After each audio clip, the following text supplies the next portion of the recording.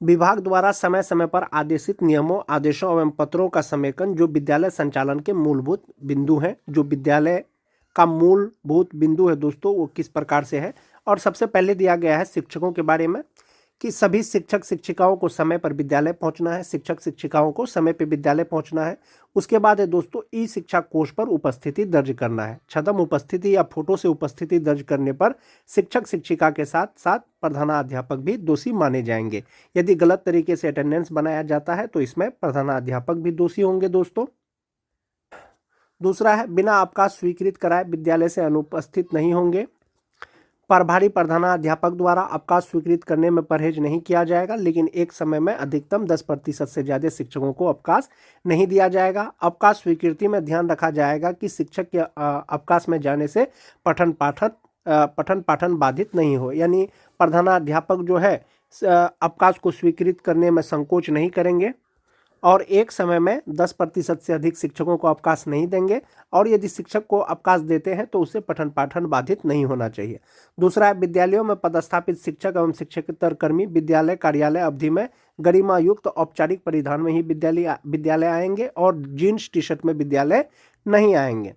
उसके बाद है दोस्तों बैंक से वेतन निकालने के लिए शिक्षक शिक्षिका विद्यालय अवधि में बाहर नहीं जाएंगे। शिक्षक शिक्षिका अपने समस्याओं के लिए जिला कार्यालय में नहीं आएंगे। वे अपने समस्याओं से संबंधित आवेदन अपने प्रखंड शिक्षा पदाधिकारी कार्यालय में समर्पित करेंगे और जिस पर संबंधित प्रखंड शिक्षा पदाधिकारी समस्या का समाधान करेंगे। यदि आवश्यक हो तो उसको जिला कार्यालय में अग्रेषित करेंगे, जिसका समाधान जिला कार्यालय से किया जाएगा।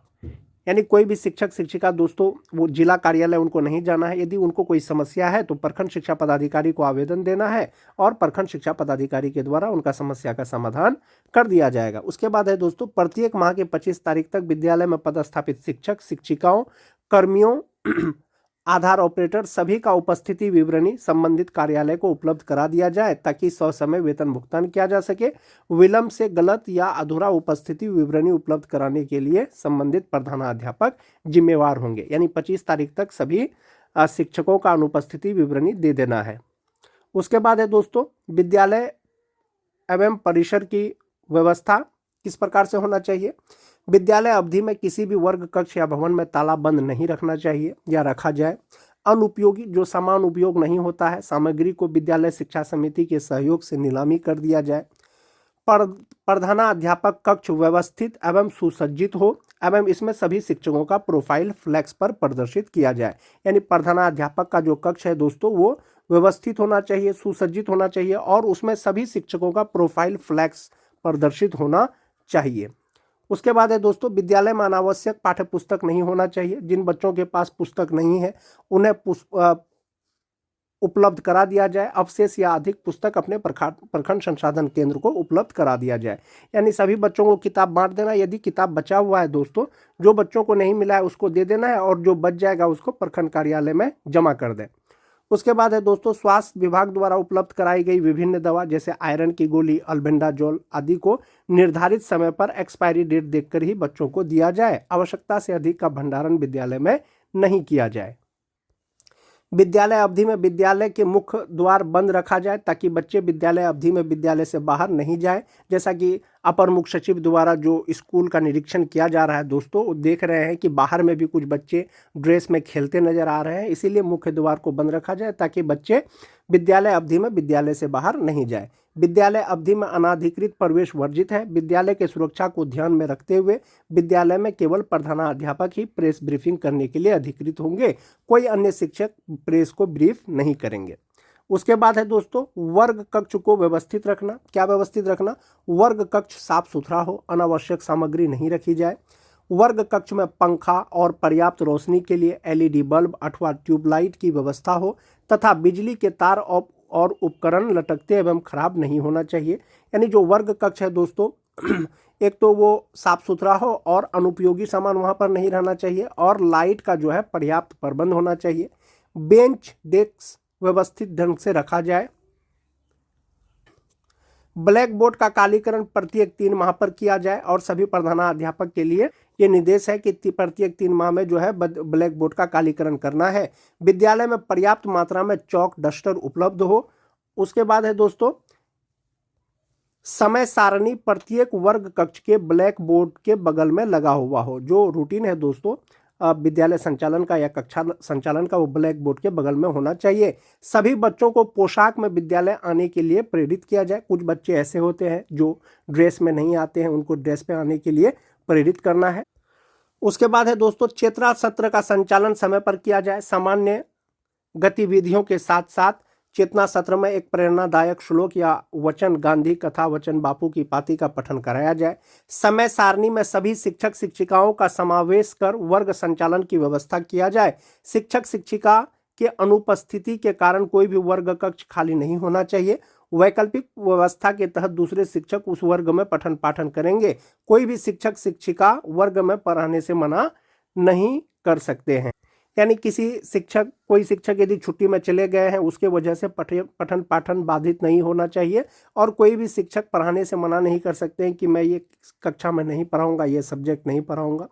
उसके बाद है दोस्तों समय सारणी के अनुसार निर्धारित समय में पाठ्यक्रम पूरा किया जाए। जो सिलेबस है दोस्तों वो निर्धारित समय पे पूरा कर लिया जाना है।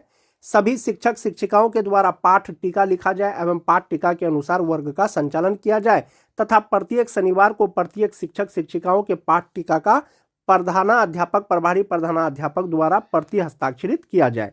यानी शिक्षकों के द्वारा जो पाठ टीका लिखा जाएगा दोस्तों, जिसके अनुरूप कक्षा का संचालन किया जाएगा, उसको प्रत्येक शनिवार को जो है प्रधानाध्यापक से प्रति हस्ताक्षरित करा लेना है। प्रधानाध्यापक स्वयं भी पाठ टीका का संधारण करेंगे तथा पाठ टीका घर पे रखे हैं यह बहाना मानने योग्य नहीं होगा। निरीक्षी पदाधिकारी द्वारा मांगे जाने पर पाठ टीका दिखाना होगा या देना पड़ेगा। प्रथम घंटी में वर्ग शिक्षक शिक्षिका द्वारा बच्चों की उपस्थिति ऊर्ध्वाधर रूप में अचूक रूप से बना ली जाए। प्रधानाध्यापक द्वारा उसी वर्ग का उपस्थिति दर्ज किया जाए जिस वर्ग के वर्ग शिक्षक होंगे। यानी जिस वर्ग का अटेंडेंस लिया जाएगा बच्चों का, प्रधानाध्यापक उसी का उपस्थिति दर्ज करेंगे। उसके बाद है दोस्तों साप्ताहिक एवं मासिक परीक्षा का आयोजन किया जाए एवं उसकी उत्तर पुस्तिकाएं शिक्षक शिक्षिकाओं द्वारा लाल रंग की स्याही से अवश्य जांची जाए। जांचने वाले शिक्षक शिक्षिका अपना हस्ताक्षर के साथ पूरा नाम लिखेंगे जो मासिक मूल्यांकन या साप्ताहिक मूल्यांकन किया जाएगा। उसके बाद है दोस्तों सभी बच्चों को गृह कार्य बच्चों को उपलब्ध कराई गई डायरी में अवश्य दी जाए एवं उसका मूल्यांकन किया जाए। शिक्षा विभाग के द्वारा जो डायरी दिया गया है होमवर्क को उस पर लिखा जाना है और उसका मूल्यांकन करना है। पुस्तकालय एवं प्रयोगशाला का उपयोग प्रतिदिन समय के अनुसार किया जाए। समय सारणी के अनुसार प्रयोगशाला और पुस्तकालय का उपयोग करने वाले बच्चों का नाम एवं वर्ग पुस्तकालय तथा प्रयोगशाला में रखे गए पंची में संधारित किया जाए, जिससे पता चल सके कि किस बच्चे ने किस तिथि को पुस्तकालय उपयोग किया एवं प्रयोगशाला में प्रयोग किया और क्या प्रयोग किया। यानी पुस्तकालय और प्रयोगशाला में एक पंची संधारित करना है जिसमें बच्चे अपना डिटेल्स भरेंगे। उससे पता चलेगा कि कौन से बच्चों ने क्या प्रयोग किया या कौन सा पुस्तक पढ़ा। उसके बाद है दोस्तों कि सुरक्षित शनिवार का आयोजन विधिवत ढंग से किया जाए। जैसा कि मुख्यमंत्री विद्यालय सुरक्षा कार्यक्रम बिहार के सरकारी विद्यालयों में चलता है और उसका आयोजन विधिवत ढंग से करना है। विद्यालय परिसर एवं भवन का उपयोग पठन पाठन के अलावा किसी अन्य गतिविधि में नहीं किया जाए। उसके बाद है दोस्तों कि प्रतिदिन संबंधित वर्ग शिक्षक शिक्षिका द्वारा FLN किट एवं LEP किट का प्रयोग किया जाए। दोनों किट किसी भी परिस्थिति में बक्से में बंद नहीं होना चाहिए। यदि ऐसा पाया जाता है तो संबंधित प्रधानाध्यापक के साथ साथ शिक्षक शिक्षिका भी दोषी होंगे। यानी जो FLN किट है, LEP किट है दोस्तों, उसका उपयोग डेली करना है, बच्चों के द्वारा करवाना है और वो बक्सा में बंद नहीं रहना चाहिए, अन्यथा की स्थिति में प्रधानाध्यापक और शिक्षक दोनों दोषी होंगे। उसके बाद है दोस्तों विद्यालय में अध्ययनरत बच्चों में वर्ग सापेक्ष शिक्षा एवं गुणवत्ता उपलब्ध कराने की जिम्मेवारी वर्ग शिक्षक शिक्षिका के साथ प्रधानाध्यापक की भी होगी। ICT लैब का उपयोग बच्चों द्वारा नियमित रूप से किया जाना है। उपयोग करने वाले बच्चों का उपयोग तिथि के अनुसार पंजी संधारित होनी चाहिए। स्मार्ट क्लास व्यवस्थित एवं सुसज्जित होना चाहिए तथा उसका उपयोग प्रतिदिन होना चाहिए। उसके बाद है दोस्तों खेल सामग्री अलमारी या बक्से में बंद नहीं होना चाहिए, उसका उपयोग प्रतिदिन बच्चों द्वारा किया जाना चाहिए। उसके बाद PM पोषण योजना संचालित विद्यालयों में मेन्यू का प्रदर्शन दीवार पर अवश्य किया जाए। भोजन बनाने से पूर्व रसोई घर भंडार गृह के साथ साथ रसोइया को भी निजी स्वास्थ्य पर ध्यान देना चाहिए। खाद्य सामग्रियों को धोकर ही उपयोग में लाया जाए, उसे ढककर रखा जाए। भोजन परोसने के पूर्व इसको चखने के उपरांत चखना रजिस्टर में दर्ज करने के उपरांत ही परोसा जाए। पीएम पोषण योजना परोसने से पूर्व बर्तन के सफाई के साथ साथ बच्चों के हाथ धुलवाई 11 स्टेप में किए जाए, जो दिशा निर्देश दिया गया है। भोजन कराते समय बच्चों को जमीन पर न बैठाकर दरी पर बैठाया जाए। शुक्रवार या रविवार को बच्चों को मौसमी फल और अंडा दिया जाए। किसी भी प्रतिकूल परिस्थिति आने पर स्थानीय स्वास्थ्य केंद्र एवं अस्पताल की सहायता ली जाए तथा तुरंत वरीय पदाधिकारी को सूचित किया जाए। जहां तक बात अभिलेख की व्यवस्था की है दोस्तों, प्रधानाध्यापक टेबल पर अनावश्यक अभिलेख जैसे पंजे एवं किताबें नहीं रखी जाए। विद्यालय शिक्षा समिति की बैठक प्रतिमाह कराई जाए एवं विद्यालय प्रबंधन समिति का बैठक प्रति 3 माह पर एक बार अवश्य कराई जाए तथा उसकी कार्यावली विधिवत ढंग से संधारित किया जाए। अभिभावक बैठक प्रत्येक माह के प्रथम अथवा अंतिम सप्ताह में निश्चित रूप से की जाए एवं उसकी कार्यावली विधिवत ढंग से की जाए। उसके बाद है दोस्तों कि जेबीएस खाता, विपत्र, अभिसरव, लेजर भंडार पंजी, टीपीए निर्गत पंजी एवं ड्राइंग लिमिट प्राप्ति पंजी का संधारण अचूक रूप से किया जाए। निरीक्षण में ये सब रजिस्टर आपसे मांगा जा सकता है, देखा जा सकता है। विद्यालय के खाते का पासबुक को प्रतिमाह अपडेट किया जाए। कैशबुक का लेखन प्रतिमाह किया जाए। विद्यालय अवधि में विद्यालय से संबंधित अभिलेख विद्यालय में उपलब्ध रहेंगे। विद्यालय में किए गए सभी प्रकार के व्यय का लेखा जोखा रखने की जिम्मेवारी संबंधित विद्यालय प्रधान की होगी। निरीक्षी पदाधिकारी द्वारा निरीक्षण के दौरान अभिलेख मांगने पर उसे उपलब्ध कराना प्रधानाध्यापक की जिम्मेवारी होगी। तो ये सब जो डॉक्यूमेंट है दोस्तों, ये जो अभिलेख की व्यवस्था है, स्कूल जांच में ये डॉक्यूमेंट आपसे मांगे जा सकते हैं, इसीलिए ये डॉक्यूमेंट को तैयार कर लेना है। उसके बाद शौचालय और पेयजल विभाग द्वारा चयनित एजेंसी के माध्यम से शौचालय और विद्यालय परिसर की सफाई किया जाना है। किसी भी परिस्थिति में विद्यालय अवधि में शौचालय में ताला बंद नहीं होना चाहिए।